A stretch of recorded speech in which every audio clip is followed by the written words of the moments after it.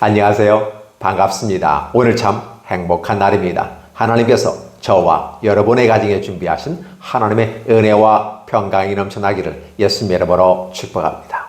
마가복음 4장 21절로 29절에 있는 말씀을 중심으로 하나님의 나라에 대한 우리의 기대와 하나님의 기대의 차이점이라는 제목에 대해서 말씀을 나누고자 원합니다. 하나님께서 우리에게 임하셨습니다. 그리고 하나님과 우리 사이에라고 하는 하나의 두 양진영이 있고 그 가운데 하나님의 나라가 임하였다고 마가는 얘기합니다. 그래서 하나님의 나라가 우리에게 임하였는데 그 하나님의 나라를 설명하는 하나님의 모습과 그걸 바라보는 우리의 모습은 각도의 차이가 있더라는 것입니다. 스펙트럼을 보더라도 각도에 따라서 색깔이 다양하게 보는 걸 보릅니다. 그래서 스펙트럼이라는 말을 쓸 때 그 관점이 다양하게 보일 수 있다라는 거죠. 물론 그것은 하나의 축복이기도 하지만 때로 하나님 앞에서는 스펙트럼을 하나로 가는 게 좋습니다. 그러면 인간은 다양한 스펙트럼을 가지고 다양한 방식으로 접근을 하게 되고 자신의 방식을 입증을 하고 이해를 해야 한다는 것입니다. 이것이 바로 일반학에서 얘기하는 것이고 이 땅을 삶을 살아가면서 내게 주어진 인생의 의미를 찾을 때는 굉장히 중요합니다. 내 인생은 나에게 주신 하나님의 청지기로 사명 가운데 어떻게 해석할 것인가 라는 부분이에요. 그래서 저마다 인생을 살아가지만 달라요. 같은 나이, 같은 생일, 같은 한 해에 태어난 모든 사람이라 할때도 저마다 걸어가는 길은 다 각자의 모습이고 또 그걸 발견하는 것이 하나님 앞에서 우리가 살아가는 목적이기도 합니다. 그것을 발견함으로써 하나님이 내게 주신 것이 무엇인가를 깨닫고 가는 겁니다. 그러니까 우리는 내가 무엇을 통해서 나타나는 개념이 아니라 하나님이 각 사람에게 어떠한 사명과 어떠한 역사적인 일들을 감당하라고 이 땅에 우리를 보냈었을 때 내가 이 땅에 태어난 목적을 찾는 겁니다.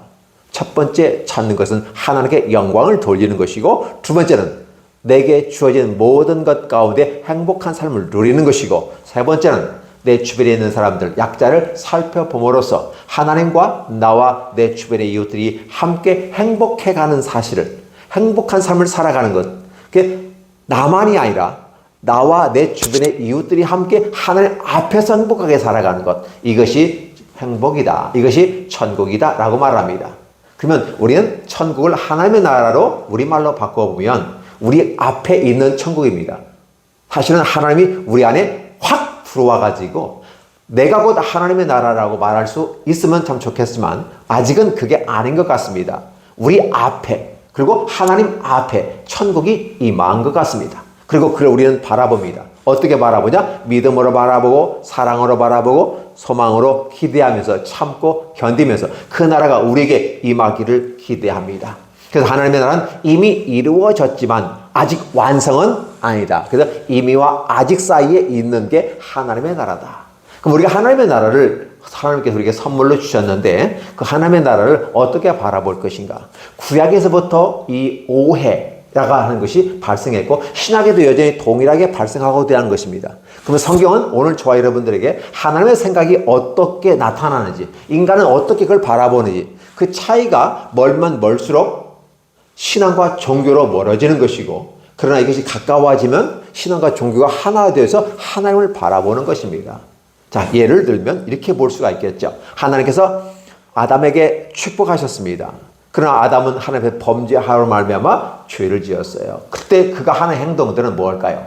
내가 무언가를 해서 나의 드러난 수치를 가리운다는 것이었습니다. 중요한 건 뭐냐면 누가 너의 벌거벗음을 알게 했느냐는 것이었어요. 그것은 다름 아닌 너가 내 말을 순종하지 아니하고 내 방식대로 아니라 네 방식대로 갔기 때문에 드러난 사건이다. 근데 너는 그걸 가지고 회개하기는커녕 숨어가지고 옷을 나무 잎으로 가려 입었다. 문제는 당장 입어서 뭔가 가려진 것 같은데 막상 해가 나면 다 말라 비틀어서 벌거벗게 되는 거다. 이렇게 되는 것을 얘기하는 거예요. 결론적으로 말하면 너와 나 사이에는 어떤 간극이 있는데 그 간극 속에서 내가 원하는 방식으로 네가 받아들이면 그건 신앙의 모습으로 아름다운 것이고 네 방식으로 그걸 받아들이면 그건 종교로서 상충이 된다. 물론 신앙과 종교는 하나의 모습이어야 된다. 그러나 신앙과 종교가 죄로 말미암아 분리가 되어져 버린 것이다. 그렇다면 오늘 나는 너에게 더 이상 네가 하는 방식, 그게 너가 선택한 방식, 네가 기대하는 방식으로 해서는 결국은 안 된다는 것을 바로 에덴 동산에서 선악을 알게 한 나무를 따먹는 이 사건은 내가 기대한 것과는 다른 길을 걸어가더라. 성경에서는 다른 아버지를 따라가더라. 남의 아버지를 따라가더라. 이렇게 표현하고 있는 거죠. 그 결과로 너는 벌거벗었고 그걸 네가 스스로 깨달았다. 깨달은 것이 좋은데 그러면 회개하고 하나님께 돌아와야 되는데 너의 방식은 회개하고 돌아오기보다는 네가 어떻게 만들어가지고 그걸 숨겨보려고 했다. 근데 그것 자체가 잘못됐다고 난 이 얘기하고 싶은 거다. 근데 너는 그걸 잘못됐다고 하는 것이야. 내가 마땅히 숨긴 것을 가린 것을 숨기려고 하고 있다. 이런 것을 가지고 계속해서 주장하고 있다. 이게 얘기하는 거죠. 그래서 하나님께서 결론적으로 네 방식은 아니지 않니? 라고 얘기했죠. 그래요. 내 방식은 아닌 것 같아요. 라고 아담이 이 얘기했습니다. 그렇다면 내 방식을 내가 다시 한번 줄게. 자, 양을 잡아라. 그리고 제사를 드려라. 그리고 피를 흘리게 되는 거고 그 너희 죄는 사하집니다. 그게 부산물에서 가죽이 나올 건데 가죽으로 너의 옷을 가리라. 가죽은 햇빛을 쬐어도 헤어지지 않았다. 자, 어떻게 생각되니? 이게 바로 원시 복음이라고 일반적으로 신학에서는 얘기하지만 이게 복음의 씨앗이다. 이게 바로 복음의 씨앗이다. 중요한 것은 너는 그것을 믿고 받아들이는 것인데 내 말을 듣고 믿고 받아들이면 거기에서 싹이 나고 잎이 나고 자라서 결국은 풍성한 열매를 맺을 것이다. 라고 하나님은 복음을 얘기해 준 겁니다. 그러니까 복음이 먼저인가 율법이 먼저가 했을 때 성경은 복음이 먼저다. 근데 복음이라는 개념은 하나님의 말씀을 듣는 게 복음이고 그 말씀에 순종하는 게 복음이다라고 가르치면서 내 방식으로 내가 너에게 보여줄 거다. 하나님은 얘기합니다. 그럼에도 불구하고 이 사람들은 내 방식으로 받아들이겠습니다라고 하는 것이죠. 내 자의적 해석을 해서 해보겠습니다. 자, 분명히 그렇게 나갑니다. 그러면 그 다음 세대인 아담의 두 아들이 있었죠. 가인과 아벨이죠. 가인과 아벨은 어떨까요? 가인은 오히려 아담이 처음에 했던 것처럼 그렇게 자신의 방식으로 드립니다. 분명히 제사하는 방식에 대해서 하나님은 아담에게 얘기했고 아담은 그 자식들에게 이야기하였을 겁니다. 그러면 그 방식대로 순종해 가야 되는데 바로 환경과 여건에 따라서 얘기합니다. 물론 환경과 여건에 따라서 하는 것은 기본지 사람과 사람 사이에서는 그게 통용이 될 수 있습니다. 근데 하나님 안에서의 말씀은 하나님이 원하신 기대 방식을 따라가야 되는 것입니다. 그러면 하나님의 방식대로 제사를 드리는데 피의 제사를 드리고 그 양을 잡아서 드리는 겁니다. 근데 가인은 뭐라고 했습니까? 내가 농사꾼이기 때문에 내가 가진 것을 드리는 것이 뭐가 나쁜데? 아니 이것은 당연한 거 아니겠어? 하나님이 내게 주신 축복이야. 당연히 이 방식으로 드려야 돼. 라고 말합니다. 아유, 내가 하나님께 드리면 하나님은 내가 드리는 거 받으시고 행복하지 않을까? 왜 굳이? 그러면서 자신의 방식을 고집하고 있었다는 거예요. 근데 아벨 같은 경우는 목축하는 자니까 당연히 양이 많았고 크게 산업이야. 당연히 그렇게 드리는 거예요. 근데 그걸 하나님께서 어떤 제사를 받으셨다? 바로 가인이 아닌 아벨의 제사를 받았다. 그렇다면 하나님께서는 이렇게 말씀할 수 있습니다. 네가 농사 짓는 건 나도 알아. 네 방식대로 하는 것도 좋아. 마음까지는 알겠어. 근데 중요한 것은 내 방식대로, 내 기대하는 방식대로 내가 따라와 주면 좋겠다. 근데 가인은 끝까지 자기의 농산물을 가지고 제사를 드렸어요. 거기에는 피가 없었던 것이죠. 달리 말하면 복음이라고 하는 부분은 하나님 말씀을 듣는 겁니다. 듣는 건데 이걸 가인은 듣지 않았고 제 갈 길로 갔다. 이렇게 되는 거죠. 그리고 아벨은 원튼 원치 않든 간에 직업상이라도 어떻게 하다 보니까 결국 자기의 그 소득을 가지고 드렸는데 하나님이 받으셨다. 이게 마음이 안 드니까 결국은 가인이 아벨을 쳐 죽였다. 그러면 이 땅에 존재하는 것은 어떻게일까? 하나님이 있고 아담이 있고 그 뒤에 가인과 아벨이 있는데 가인이 아벨을 쳐 죽이면 어떻게 되죠? 하나님 방식대로 살아가는 사람이 죽어버렸기 때문에 결국은 가인이 이 세상을 지배하게 되고 가인의 방식대로 즉 다른 말은 인간의 욕망과 인간이 기대하는 방식대로 이 세상이 이끌어져 가더라는 것입니다. 세상 나라는 그렇게 흘러갑니다. 그렇게 함으로써 인간 중심의 세계가 펼쳐지면서 우리가 좀 있으면 그 창세기에서 보면 바벨탑 사건이 나타납니다. 노아 홍수 이후에 바벨탑 사건이 발생하는 이 사건은 결국 인간이 하나님을 못 믿겠다. 하나님께서 다시 물로 심판하지 않겠다는 했는데도 결국 못 믿으니까 우리는 우리 방식을 가지겠다. 이거예요. 그것이 곧 종교이고 그게 바벨론 종교이고 이 바벨론 종교가 교회와 혼합되어지니까 지금 문제가 심각해지는 것이죠. 자, 여전히 하나님의 방식과 인간의 방식을 봅니다. 여러분들은 오늘 이 말씀이 본문의 말씀이 지금 신약을 읽고 이제 구약을 얘기하고 있잖아요. 이런 흐름을 바라보면서 구약에서는 하나님의 나라에 대해서 얘기합니다. 하나님의 나라가 임하면 얼마나 좋은지 몰라요. 그런 능력이 위대하시고 탁월하고 이 모든 걸 그들은 알고 있어요. 그럼에도 불구하고 구약의 선민들 이스라엘은 신약에서는 유대인이라고 표현하고 있죠. 그들은 자신의 방식대로 하나님의 나라가 임하기를 원합니다. 어떤 방식으로? 자신의 천유치. 당시 이 예수님이 계시던 시대는 로마 식민지 시대에 있을 것이고 통치하에 있었던 것입니다. 그랬던 상황 속에 있기 때문에 이 유대인들은 원튼 원치 않든 간에 로마의 빌부터 살면서 아부하고 아첨하면서 자신의 권력을 가지고 있습니다. 그러면서도 로마를 싫어해요. 참 웃기는 것입니다. 양가 감정인 거죠. 로마를 싫어하면서 로마에 빌붙어서 밥 먹고 살고 그걸 빌며 삼아 자기 권력을 유지하려고 하는 그런 유대인들이 있었다. 그 지도자들이 있었다. 그들의 방식은 어떤 방식이냐? 지금 내가 어쩔 수 없으니까 약하게 지금 머리 숙이고 있고 고개 숙여서 조용히 있지만 실제 메시아의 나라가 오면 이 다윗의 별을 깃발을 들고 하나님께서 하나님의 나라를 임하시면 우리는 로마로부터 독립하고 오히려 로마를 쳐서 우리 발 아래에 둘 것이고 세상적인 나라를 구가하는 겁니다. 그렇게 하면서 여전히 뭐 합니까? 로마의 나라에 임하였을 때는 로마 밑에 굴복하며 빌붙어서 자신의 권력을 유지하면서 이 땅을 지배하려는 욕심이 생기는 것이고 하나님의 나라 임하니까 이걸 부셔버리고 우리 원래 자존심을 새겨서 선민이 다리는 하나님이 다스리는 나라 하나님의 나라 그러면서 그 안에서 또 군림을 하려는 욕망과 야망이 그 안에 있었다라는 것입니다.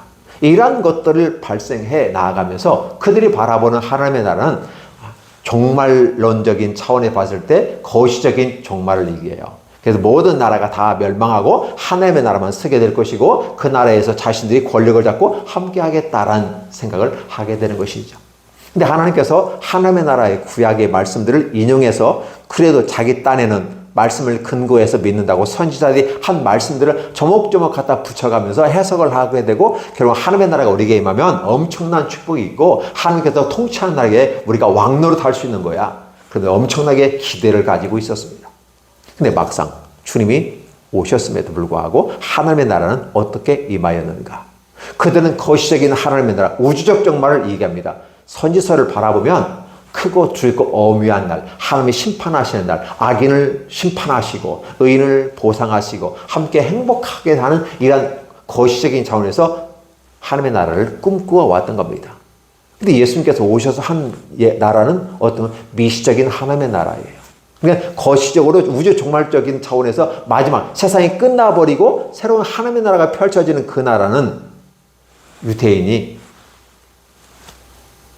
원하는 것이고 하나님께서는 바로 미시적인 차원에서 지금은 아직은 아니다. 이미 하나님 나라가 왔지만 아직은 완성된 게 아니다. 그것은 내가 죽었다가 살아남으로써 예수 그리스도의 십자가 안에서 죽음과 부활을 기점으로 해서 새로운 나라가 펼쳐지고 이 땅이 멸망하게 되고 하나님의 나라가 우리에게 도래할 거다. 그때 임할 나라다. 그런데 오히려 유대인들은 그걸 기대하고 있고 주님은 미시적인 차원에서 하나님의 나라를 이야기하면서 씨 뿌리는 비유로 시작하는 것입니다. 4장에서. 그리고 이 씨 뿌리는 자의 비유를 통해서 말씀하면서 하나님의 나라가 임할 때 어떤 현상이 나왔더니 1차적으로 설명하고 또 이래야지. 또 왜요? 그 같은 맥락을 하나님의 나라를 가지고 또 다른 방식으로 또 다른 비유로 계속해서 언급하고 있더라는 것입니다. 그 말은 무슨 소리일까? 하나님의 나라가 씨 뿌리는 자의 비유로 하나로 해석되는 것도 있지만 다른 방식으로도 표현되더라는 것입니다. 왜 이런 얘기들을 자기 제자들한테는 다 밝히 보이시면서 외인들에게 아웃사이드에 있는 사람들에게는 비밀로 비유로 말씀하셨습니까? 그랬을 때 내가 원하는 자들에게는 다 주되 그렇지 않은 자에게는 듣지 않게 아니 깨닫지 못하게 듣고 깨달아 회개하면 그들이 다 영생을 얻을 수 있다. 근데 문제는 그들은 그런 마음이 없이 왔기 때문에 깨달을 수 없게 나온 비유로 얘기한 것이다.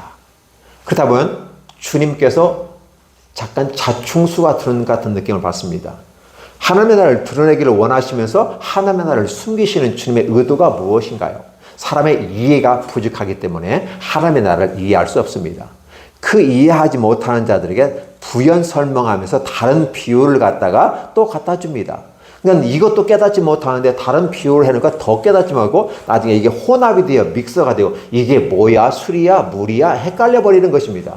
그래서 그들은 듣지 못하고 깨닫지 못하고 구원에 이르지 못한다는 사실을 이야기합니다. 그럼에도 불구하고 하나님께서 선택된 사람들, 하나님께서 구원하고자 원하는 자들은 다 불러 세우신다는 이 얘기를 합니다. 그래서 이렇게 말합니다. 또 그들에게 이르시되 사람이 등불을 가져오는 건 말의 나라 평상 아래 두려움이 아니냐 등경계의 두려움이 아니냐 이렇게 쓰는 거죠. 그러니까 어때요? 등불을 가져왔습니다. 등불의 목적은 기본적으로 올려서 밝히 비추는 겁니다. 그러니까 아래에 있을 수는 없어요. 위에 있어야 된다는 사실은 기본적으로 압니다. 그럼 많은 사람들도 밑에 두지 않는다는 거죠. 등경 아래 두려움이 아니냐. 그죠? 결국 위에다 둔다는 거예요. 그럼 결국은 하나님의 나라의 기본적인 목적은 모든 만민이 구원받기를 원하는데 그것을 거절하고 종교적인 관점에서 자신의 기대 방식으로 자신이 원하는 방식으로 그걸 받아들이면 이건 이해할 수 없는 세계다. 그들에게는 가르쳐지지 않은 마치 그들에게는 침대나 평상 아래에 등불을 놓고 살아가는 것 같다. 결국은 등불은 밑에 돼 있으니까 비추는 영역이 좁아서 그 좁은 영역은 보이지만 다른 영역은 안 보이잖아요. 그러나 이 등불을 위에다 딱 것처럼 올려놓고 위에서 비추니까 전체가 환하게 보이는 것처럼 보이기를 원한다. 하나님의 의도는 하나님 방식대로 우리에게 설명해주는 그대로 우리가 받고 순종해 나아가면서 온 땅에 광명한 빛이 임하고 치유의 광선이 나타나서 부활의 놀라운 축복이 일어나기를 원한다는 사실을 얘기합니다. 근데 그것은 하나님 방식이에요. 하나님 원하는 거예요. 하나님의 주권에 따른 것이다라고 표현합니다. 근데 우리는 어떻게 말합니까? 하나님의 주권도 좋은데요. 우리의 방식대로, 우리의 기대대로, 우리의 선호도에 따라서 우리의 주권을 따라서 주십시오. 그러면 주는 사람 마음이에요? 받는 사람 마음이에요? 주는 사람 마음이 아니겠어요? 주시는 하나님 마음대로 주신다. 하나님의 주권이라는 거죠. 근데 우리는 우리의 방식대로 주십시오. 인간과 하나님이 하나의 마주선 역사의 현장 속에서 수없는 갈등과 부딪힘이 발생하는 게 바로 신앙과 종교입니다. 하나님의 주권과 인간의 주권이에요. 부딪혀요. 신권과 인권의 부딪힘이에요. 그 가운데서 결국은 하나님과의 인간이 무릎을 꿇고 들어오는 거예요. 성경은 이겁니다. 너희는 내 앞에서 무릎 꿇고 손 바짝 들고 따라와라. 절대적인 복종과 절대적인 명령 속에 절대적인 순종이 따른다. 근데 사람들은 우리에게 인권이 있고 선택권이 있는데 우리가 그걸 할 수도 있고 안 할 수도 있는데 왜 그렇게 강제성을 가지고 합니까? 하나님이 주신 이 선택권을 가지고 선택할 수도 있는데 그러면서 따지고 들으면서 우리의 선택권을 쓰겠습니다. 이렇게 된 거죠.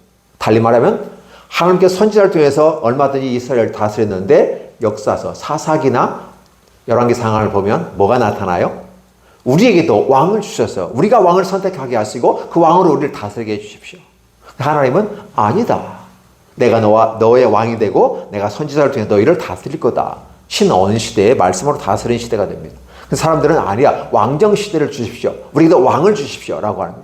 이 갈등 속에서 일어났을 때 사무엘이 좀 갈등이 심했습니다. 하나님 어찌하면 좋습니까? 이런 폐역한 세대에 하나님이 허락을 하시죠. 내버려 둬라. 구약의 역사는 결국은 인간의 너희들 방식대로 하겠다며, 너희들이 원한다며, 너희들이 필요하다며, 그래 내가 주겠어. 한번 해봐. 살아봐. 그럼에도 불구하고 나는 여전히 너희에게 개입을 해서 이 얘기할 거야. 가르쳐 줄 거야. 빛을 비출 거야. 근데 내 목소리에 내 말에 귀 기울이고 내 규례와 규칙과 명령과 윤례를 따라 나가면 그 길이 열려지지만 너희는 분명히 듣지 않을 거야. 그러나 나는 여전히 내가 기회를 주겠어. 구약이라고 하는 부분은 그렇게 기회를 주시는 것으로 해석하는 것이 훨씬 더 좋습니다. 신약이 와서 드디어 기다리고 고다리던, 그렇죠? 기다리던 우리의 메시아 예수 그리스도가 오셨어요.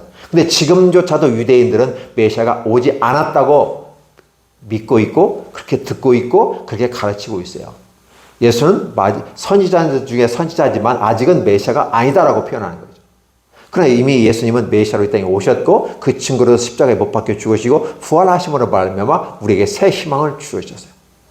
결론적으로 말하면 주님의 탄생 이 사건은 우리에게 천국이 임하였던 것을 보이지 않는 하나님의 나라에서 보이는 하나님의 나라로. 그러면 그림자처럼 설명했던 구약의 모습이 실체적으로 오셔 실제이신 하나님이신 예수님이 하나님의 나라를 설명하면 그대로 받아들여야 하지 않을까? 내가 친아들을, 내가 종들을 보냈는데 종들은 다 때려 죽였어, 너희들이. 왜? 그의 종인이 때려서 죽이면 다시 죽이고 계속 죽여요. 그러면 그 모든 소식이 우리 것이 된다고 생각했던 거죠. 근데 주인이 그렇게 말하죠. 내 아들을 보내면 저들은 공개하리라.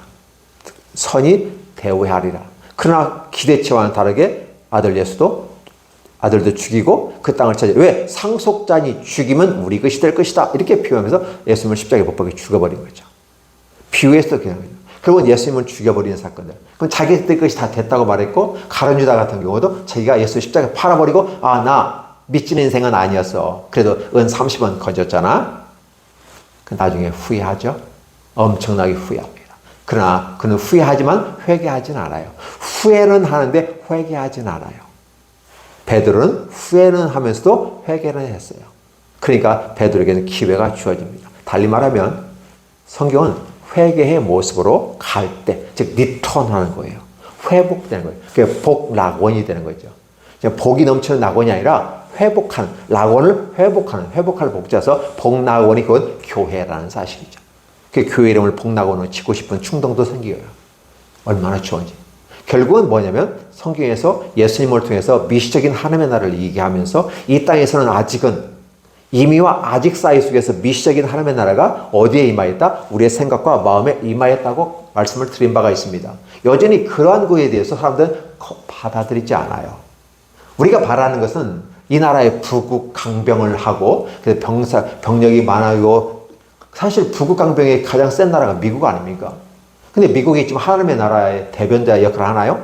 자신의 이익과 야망과 욕망을 따라가는 편협한 모습으로 가고 있고 강대국의 힘을 이용해서 약자를 짓밟아 쥐어짜는 어떤 모습들. 그러니까 세계 질서가 그러니까 어쩔 수 없이 따라가지만 그러나 그건 하나님의 나라가 아니라는 사실. 미국이 기독교의 청교도들이 가서 세운 나라이기는 하지만 여전히 그 정신이 이어지지 않고 동성애를 옹호하고 기타 다른 것들을 잡다한 것들을 받아들이면서 다양성을 주장하는 건 좋지만 인간과 인간 사이 속에서 다양성을 주장하는 것은 좋지만 하나님 나라에서 그렇게 주장해서는 안 돼요.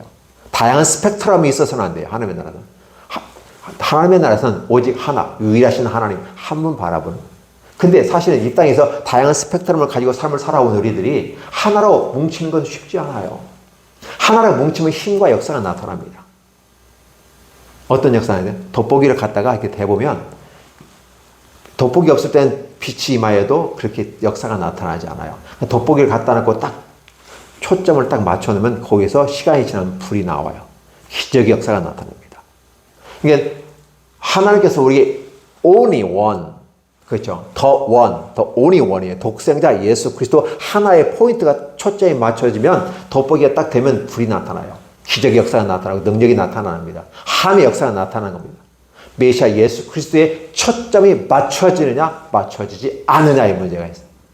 근데 많은 사람들은 예수의 초점을 맞추는 게 다양한 스펙트럼을 통해서, 그렇죠? 다양한 스펙트럼을 통해서 다양한 신들을 통해서 행복을 추구하고 있더라. 그러니까 인간의 접근 방식과 하나님의 접근 방식은 같을래야 같을 수가 없는 거죠. 마치 평행선을 달리는 기차처럼 영원히 만날 수 없는 두의 평행선과 같은 겁니다. 신앙과 종교는 여전히 같은 것 같이 느껴지지만 만날 수 없는 상형이라면 불행인 거죠. 신앙과 종교가 나중에 하나가 됩니다. 죄로 말미암아 신앙과 종교가 분리됐다고 볼 수도 있습니다. 그렇다면 나중에 메시아를 통해서 신앙과 종교가 하나가 되어야 되는 거예요. 근데 메시아가 오셨는데 아직도 이렇게 됐던 것은 이미와 아직 사이 속에서 아직 가까이 붙어지지는 않았다. 최종적인 부분에서 같아 붙어져야 된다는 사실을 얘기해 주는 거죠. 그래서 이렇게 하는 거죠. 자, 결국은 하나님의 나라는 내가 말한 이 비유로 말하고 숨긴 것과 드러냄이란 저번 주의 설교를 통해서 한번 바라봤을 때 여러분이 무엇을 바라볼 수 있습니까? 숨긴 것과 드러움. 그래서 내가 지금 드러내지 않고는 숨긴 것이고 나타내지 하지 않고는 감춘 겁니다. 이미라도 하나님은 다 드러내고 다 표현할 거다. 그 계시라고 하는 단어가 결국은 인간에게 숨겨진 세계를 드러내는 것이다. 누가 드러내냐? 메시아 예수 그리스도가 드러낸다. 그분이 곧 메시아다. 그분이 누구다? 예수 그리스도. 결국은 예수님은 무엇을 통해 드러내느냐? 십자가의 죽으심과 부활이란 두 양의 복음이라고 할 수 있는 이 양축을 통해서 바로 드러내버렸어요. 그럼에도 불구하고 아직은 아니다. 드러냈지만 아직은 완성을 이룬 것이 아니다. 그러면 과정 속에 있다라는 거죠. 그러나 결국은 드러낼 거다. 숨긴 것이 없고 감춘 것이 없이 드러나게 될 거다. 마지막 때는 그렇게 표현하는 거죠. 근데 문제는 그 마지막이 어때요? 마지막이라는 기준은 들을 귀 있는 자는 이미 본 거다. 이미 그에게는 천국이 임한 거다. 들을 귀 있는 자는 들으라. If anyone has ears to hear, let him hear. 이렇게 되는데요. 만약에 너희가 들을 귀가 갖고 있다면 당연히 들어야 된다고 얘기하는 거예요. 근데 그 듣는 사람에게는 이미 어디에요? 마지막에 우주적 종말은 아니지만 종말이 가까이 왔다라는.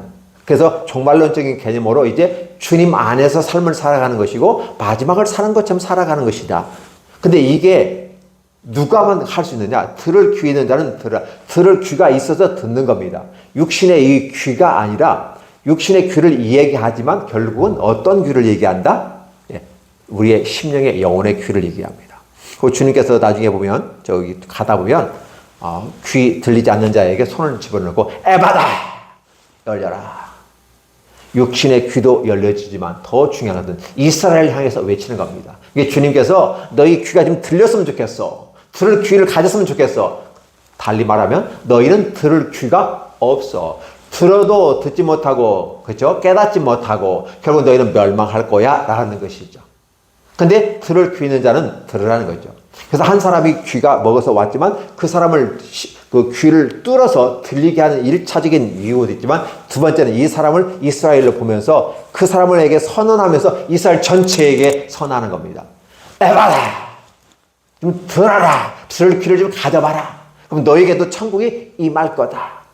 환히 보일 거다. 광명한 세계가 열릴 거다라는 것이에요. 그 들을 귀 있는 들으라 이런 표현이 아주 중요한 표현이라는 사실입니다. 또 이르시되 또 비유를 합니다. 그러니까 뭐가 좀 부족한 것 같아요. 예수님이 설명을 했는데도 하나님의 아들을 독생자가 설명했는데도 사람들이 뭐지? 어쨌다는 건데? 그럼 어떻게? 들을수록 또 헷갈려? 정신이 없는 것 같아요. 근데 예수님은 또 다른 비유를 갖고 와서 그러니까 결국은 들을 귀가 없는 자는 산만해지고 혼잡스럽니다. 그게 바벨탑이에요. 혼란의 경질에 들어갑니다. 바벨탑은 결국은 야 물 올려 벽돌 올라오고 야 망치 올려 물이 올라와요. 내가 물 올리라고 했지 망치 막 따지고 드는 거죠. 네가 이렇게 말했는데 왜? 그래서 치고받고 싸우면서 결국 그들은 분열이 일어나죠. 혼란이 되는 이게 바벨탑이에요. 지금 천국이 지금 임하기 전에 어떤 사건이 나타나요? 많은 사람이 듣긴 들어도 그걸 깨닫지 못해요. 예수님은 계속해서 천국을 설명을 해주고 있어요. 더 자세히 설명, 더 다른 설명을 통해서라도 혹시 이거 아니면 이 방식이라도 너희가 듣고 깨달으면 좋겠어 하고 해주는데 결국 그들은 더 들으면 들을수록 혼란스러워져요. 바벨탑까지 혼합됩니다. 정신이 없어져요. 결국 깨닫지 못했다는 말이에요. 근데 예수님은 계속해서 천국에 대해서 이 얘기하고 있어요. 나는 지금 이 얘기한다. 자, 이르시되 너희가 무엇을 듣는가 수랑. 그래서 오늘 저와 여러분들은 무엇을 듣는가 삼가하라. 자, 이단들은 잘못된 비진리를 들음으로 그들은 이단에 빠지면서도 빠진 줄을 몰라요. 왜냐하면 너희가 들으면 판단 기준이 선다. 잘못된 것을 들으면 하얀 것을 검은 거라고 계속해서 세뇌시키면 나중에 하얀 것이 검은 것이 되어서 그것이 하얀 것이 검은 것인데 하얀 것을 하얀 거라고 하면 검은 거라고 계속 우기면 그 판단 기준 헤아림으로 너희가 해를 받을 것이다. 자, 잘못된 걸 잘못됐다고 얘기하면 듣고 깨달아야 되는데 못 듣는다. 바로 그게 들을 귀가 없다. 그래서 너희가 무엇을 듣는가 중요한데 하나님의 말씀을 듣는 것이 중요하다. 그 말씀을 듣고 나면 너희가 판단을 할 기준이 생길 거다. 아담과 하와가 뱀의 속삭이는 소리에 그 말을 기울이고 욕망과 야망과 그것의 탐욕에 치우쳐버리니까 헤아리지 못했어. 결국 그 헤아림으로 봤는데 천국에서 쫓겨나. 에덴동산에 쫓겨나고 벌을 받게 되는 것이다. 영혼이 죽는 단계에 들어가게 되는 것이죠. 더 받으리니 이렇게 표현한 겁니다. 있는 자는 받을 것이 없는 자는 그 있는 것까지 뺏기리라. 자, 이 문제는 뭐냐면 들을 귀가 있는 사람은 더 듣고 예수님이 설명하면 할수록 더 하나님의 나라가 확장이 돼. 이걸로도 하나님의 나라를 설명할 수 있고 이걸로도 설명할 수 있네요. 와, 기가 막힙니다. 어쩌면 그렇게 하나님의 나라가 그냥 착착착 귀에 그냥 들리는지, 어쩌면 그 말이 내 입에 송이꿀처럼 닿아서 착착 내 혀에 안기는지, 내 귀에 착착착 들어오는데 기가 막혀. 막 안에서는 막 널뛸 것 같은 그 기쁨이 환희가 일어나는 겁니다. 있는 자는 받을 것이요, 없는 자는요 들으면 들을수록 헷갈려. 들으면 들을수록 더 혼란스러워져. 있는 것까지 뺏기죠. 조금이나 있는 믿음마저도 사라져 버리는 거죠. 또 합니다. 또 이러시되 어쩌라고 자꾸 이해를 못했는데. 근데 이해를 못한 사람은 계속해서 이해를 못하고 이해 안 되는 쪽으로 아예 나중에 혼란 세계로 들어가요. 혼란스러워. 그런데 듣는 사람은 더 확실한 쪽으로 갑니다. 여러분 이 말 들으면 느낌이 있잖아요. 이스라엘 주기는 대낮같이 밝았는데 이스라엘이 홍해를 건너갈 때 죽이려고 쫓아왔던 이집트의 군병들은 흑암 가운데 있었다. 이게 어떤 의미가 주어질까요? 이것을 갖다 붙여놓으면 쉽게 이해하는데 도움이 될 겁니다. 또 이르시되 하나님의 나라는 사람이 씨를 뿌린 것 같다라고 말합니다. 하나님의 나라를 씨 뿌림에 비유해서 얘기한 거죠. 자, 기억해보세요. 이제 씨 뿌리는 비유는 앞에서 얘기했어요. 뒷부분에 가는 거죠. 씨를 뿌렸는데 중요한 건 뭐냐면 밤을 자고 깨고 하는 중에 나서 자라되 그것이 어떻게 되는지 알지 못한다. 무슨 소리일까요? 하나님의 나라는 하나님의 주권 속에 있는 것이다. 너희는 심는 데까지는 너희의 몫이지만 자라게 하시는 것은 하나님이다. 그러니까 하나님의 나라에 이게 들을 귀 있는 사람들에게 이 귀가 그건 soil, 토양이에요. 좋은 땅 같은 것이거든요. 받아들이면 그 안에서 여러분의 마음과 생각 속에서 자고 시간이 지나야 된다. 그냥 씨가 뿌렸다가 바로 싹 나는 거 아니다. 시간이 지나야 썩게 되고 거기서 생명체가 발생하면서 자라고 줄기가 되고 나중에 풍성한 열매가 되는 거 아니겠니? 근데 문제는 뭐냐면 그 자라는 걸 너는 모른다. 알고 싶어도 어떻게 되는지 알지 못한다. 이렇게 표현합니다. 때로 우리가 알지 못하는 게 여러 가지가 있는데 빨래를 늘었을 때 빨래가 어떻게 마르는지 이해를 못한다. 이게 있어요. 사반이 바위를 지나가는데 그걸 지나가는데도 모른다. 남자가 여자가 합치는 것은 흔적이 남지 않는다. 배가 바다 위로 지나간 흔적은 남지 않는다. 이런 식의 표현하는 거죠. 그러면서 이게 모른다. 땅이 스스로 열매를 맺는 것. 이게 너희들이 맺는 게 아니다. 바로 우리의 생각과 우리의 마음에 하나님께 주신 이 세계에 들어가면 하나님이 그것을 해서 처음엔 싹이 나고 다음에 이삭이 나고 충실한 곡식으로 맺는 거다. 그리고 마지막 절 이렇게 말해요. 열매가 익으면 곧 낮을 때는 아니 곧 추수할 때가 있다. 곧 추수할 때가 바로 우주적 종말을 이야기하면서 너희가 바라봤던 그 시대가 지금 그때가 올 거다. 근데 지금은 아직은 아니다. 그러면 지금은 어떻게 하나님의 나라를 할 것인가? 우리의 마음과 생각에 하나님의 말씀을 들으라. 들을 귀 있는 자는 들어라. 들으면 들을수록 더 밝게 열려진다. 그래서 매 주일마다 우리가 예배를 드려야 되는 이유가 그거 있어요. 말씀을 듣고 또 듣고 또 듣고 또 돼요. 들은 말 또 듣는데요. 지겨워요. 이렇게 얘기하는 사람은 그 마음속에 더 이상 확장성이 사라져요. 그러나 이 말씀을 했는데 맞아요. 맞아요. 이 말 어쩌면 말씀을 들을수록 더 새롭고 마치 샘물을 파듯이 그렇게 달콤하고 더 이게 너무 좋아요. 생명수 같아요. 내 영혼의 생명수예요. 이렇게 설명을 하게 되는 거죠. 그러면 그런 사람은 어떻게 해요? 천국이 농리구가 되겠죠. 그렇죠? 그러면 어떻게 추수할 때가 되는데 그때가 곧 마지막이다. 그때 너희가 외형적인 우주적 종말로서 하나님의 나라를 볼 것이고 지금은 내향적인 그러면 미시적인 차원에서 너의 심령 안에 하나님의 나라가 임할 거다. 근데 너희 안에 심령이 하나님의 나라는 것은 마치 보이지 않는 누룩처럼 확산될 거다.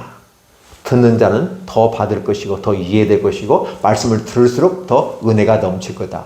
그러나 그 말씀을 듣고 짜증내고 듣지 않고 하는 자에게는 계속해서 혼란하고 있다가 결국 어떤 식으로 길가밭이나 돌짝밭이나 그렇죠? 가시덤불밭처럼 열매가 없을 거다. 그러나 계속해서 말씀을 듣고 매 주일마다 한 달에 최소한 4번, 주일 오전 예배만 해도 4번, 내지 5번만 참석해도 은혜가 되고 그것도 부족해서 수요일에 같이 기도회를 하고 그것도 부족해서 금요일 날도 하고 그것도 부족해서 매일같이 새벽에 할 수도 있다. 문제는 많이 하는 게 중요한 것이 아니라 그 말씀을 듣고 깨닫는 세계가 열려질 것이다. 듣고 깨달으면 많이 할수록 더 좋다. 그럼 많이 한다고 해서 깨닫지 못하면 많이 해봐야 더 혼란스럽고 헷갈린다. 그 말이 그 말 같고 이 말이 그 말 같고 나중에 서로 상충되는 것 같고 헷갈릴 때가 더 있어요. 여러분들은 들을 귀가 있습니까? 여러분에게 들을 귀가 있기를 원하고 하나님의 말씀을 들으면 들을수록 더 많이 해박해지고 더 많이 하나님의 세계가 열리고 더 많은 광명의 빛이 쫙 비쳐나가 대로가 열리기를 예수님의 이름으로 축원합니다. 기도하겠습니다. 하나님 감사합니다. 무한한 사랑과 은혜 가운데 우리에게 임하시는 주의 은혜 감사합니다. 우리가 원하는 방식이 아닌 하나님의 원하신 방식으로 따라가기를 원하고 두 손 들고 들어오기 원하는데 우리는 자꾸 고집을 피우고 그 자리에서 머물러서 가지 않을래, 듣지 않을래, 따라가지 않을래 합니다. 근데 우리는 귀가 있는 사람은 주님을 따라갈래, 주님 말씀을 들을래, 주님을 찬양할래 이렇게 되는 거예요. 그래서 우리가 이런 모습 가운데 하나님의 나라가 우리 안에 충실하게 임하게 하시고 또 주님이 마지막 재림하시는 그 순간까지 이미와 아직 사이 속에서 하나님의 나라가 우리 안에 충실하게 임하게 하시고 더 우리 안에 광명한 빛으로 임하게 하시고 깨닫는 은혜를 더 주시기 원합니다. 그리고 아울러 지금 이 순간이 바로 우주적인 종말로 임한 주님 앞에 삶을 살아가기 때문에 사람들에게 보이려는 신앙생활이 아니라 하나님 앞에서의 호람되어 삶을 살아가면서 나아갈 수 있도록 하나님 축복하여 주옵소서. 이 말씀을 믿음으로 받을 수 있는 모든 자들에게 하나님의 은혜와 평강이 넘쳐나기를 예수님의 이름으로 축복합니다. 아멘.